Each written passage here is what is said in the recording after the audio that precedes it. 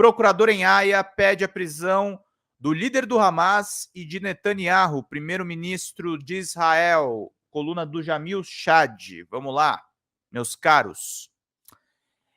A Procuradoria do Tribunal Penal Internacional, com sede em Haia, pede que os juízes da corte determinem uma ordem de prisão contra os líderes do Hamas e o primeiro-ministro Benjamin Netanyahu, indicando que existem bases para acreditar que eles são responsáveis pelos crimes de guerra e por crimes contra a humanidade.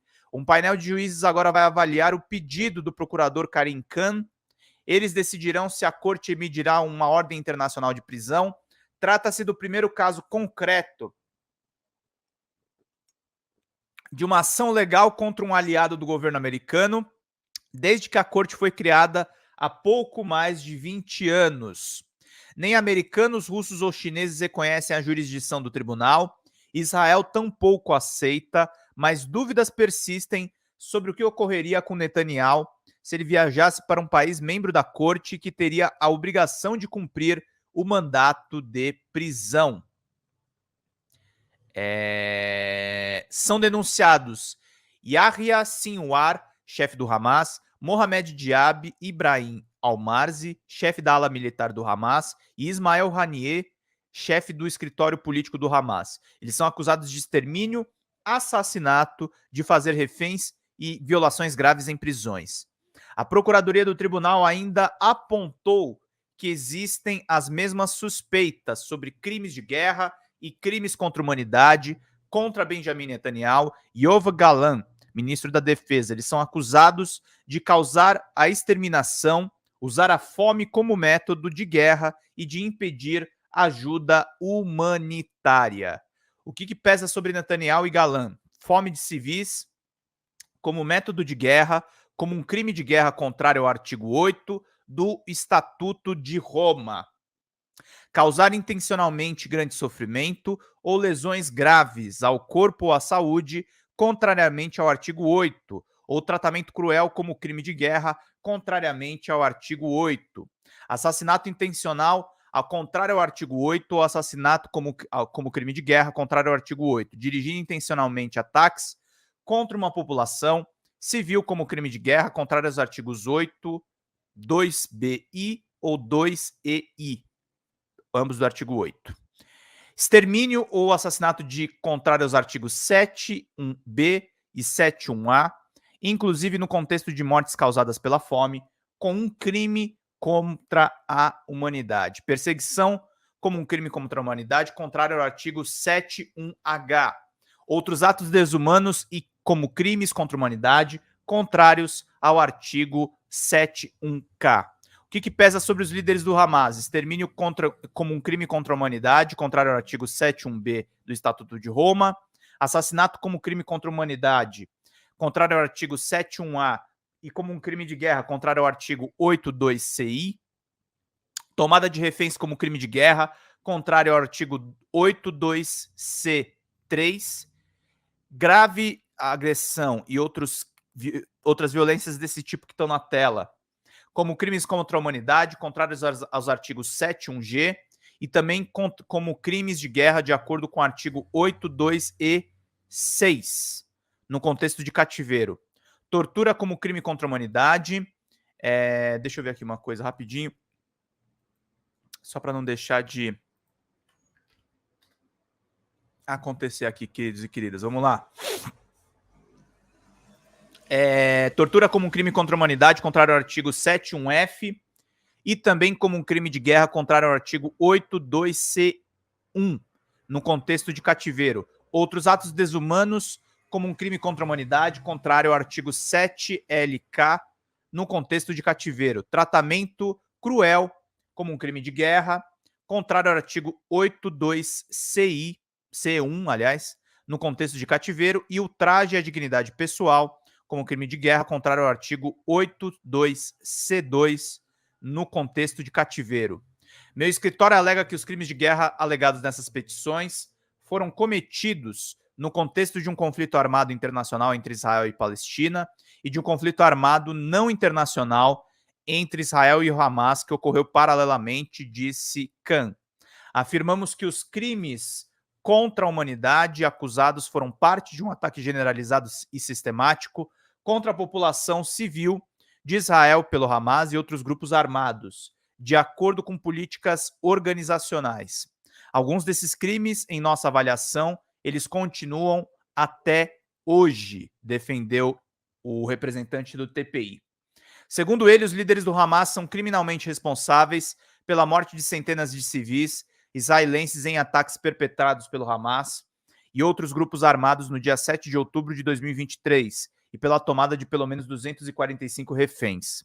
Como parte de nossas investigações, meu gabinete entrevistou as vítimas e os sobreviventes, incluindo ex-reféns e testemunhas oculares de 6 locais principais de ataque: Kfar Aza, Holit, o local do Festival de Música Supernova, Be'eri, Nir Oz, Nahal Oz. A investigação também se baseia em evidências, como filmagens da CCTV, materiais de áudio, vídeo e foto autenticado, declarações de membros do Hamas, incluindo supostos perpetradores mencionados acima, e evidências periciais, explicou ele. Durante a minha própria visita ao Kibbutz Be'eri e ao Kibbutz Kfar Aza, bem como ao local do Festival de Música Supernova em Reim,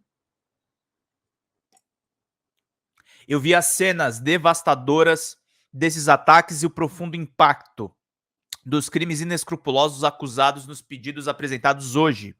Conversando com sobreviventes, ouvi com o mesmo amor dentro de uma família, os laços mais profundos entre um pai e o filho foram distorcidos para infligir uma dor insondável por meio de uma crueldade calculada e de extrema insensibilidade. Esses atos exigem responsabilidade, no caso, punição, né? Segundo ele, existem motivos razoáveis para acreditar que os reféns levados de Israel foram mantidos em condições desumanas e que alguns foram submetidos à violência grave, incluindo desse tipo que está na tela, enquanto mantidos em cativeiro. Então, queridos, o TPI foi para cima do Netanyahu, que era uma coisa que era muito dita, que a AIA não punia os amigos dos Estados Unidos. Bom, já tem um pedido de prisão para o principal aliado dos Estados Unidos. A gente está aguardando informações do Assange, tá, gente? Estou vendo aqui se saem notícias também. Mas, enfim, em minutos deve sair a decisão e vocês vão saber em primeira mão aqui. Só que nós precisamos de 80 pilas. Precisamos de 80 pilas de Pix. Então, turma, ajuda nós. Precisamos da ajuda de vocês. Bom dia, Douglas. Bom dia a todos que estão nos acompanhando.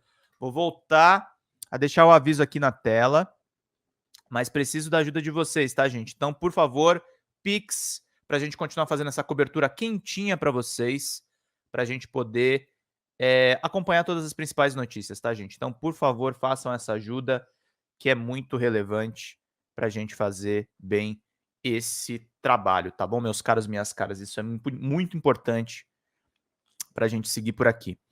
Vamos lá, então, vamos seguindo aqui com as principais notícias. Vamos lá para a coluna do Celso Rocha de Barros e depois vamos para as notícias a respeito do caso Julian Assange. Vamos lá para a gente poder acompanhar aqui. Talvez a gente tenha a notícia do Assange antes. Vamos ver aqui, produção, se teremos a notícia do Assange antes. Vou começar a coluna do Celso, depois eu falo. Vai, vamos lá. Que é servidor federal, doutor em Sociologia pela Universidade de Oxford e autor do livro PT, Uma História.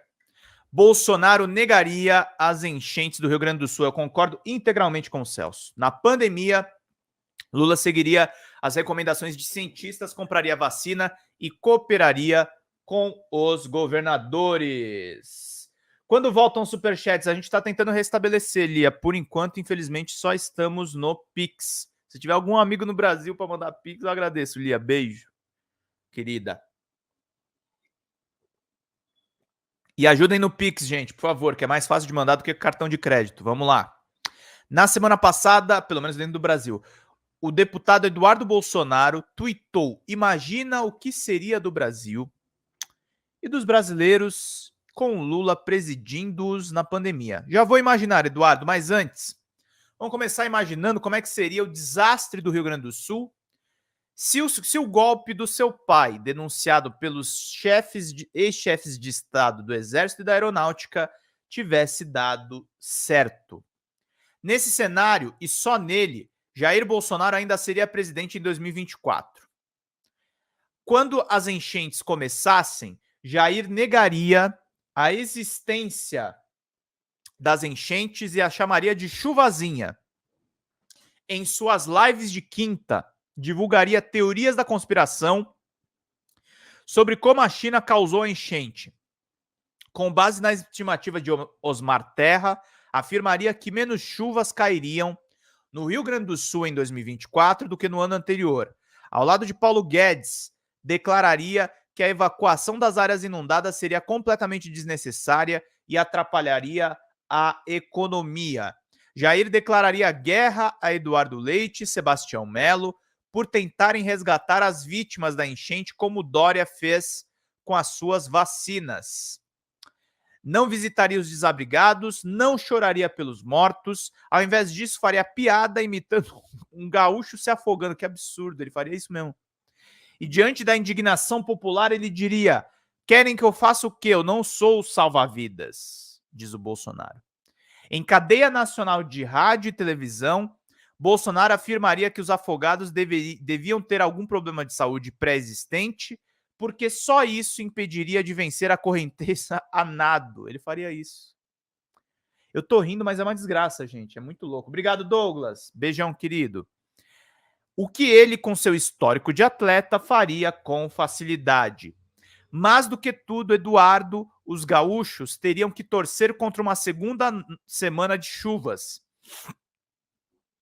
Na segunda onda da Covid, no primeiro semestre de 2021, o Brasil, com 2,7% da população do mundo, tinha 1/3 das mortes globais. A equipe de dados do jornal Estado de São Paulo mostrou que se seu pai tivesse aceitado a oferta das vacinas do Instituto Butantan, todos os idosos brasileiros teriam recebido 2 doses até o começo de março de 2021. Nesta Folha de São Paulo,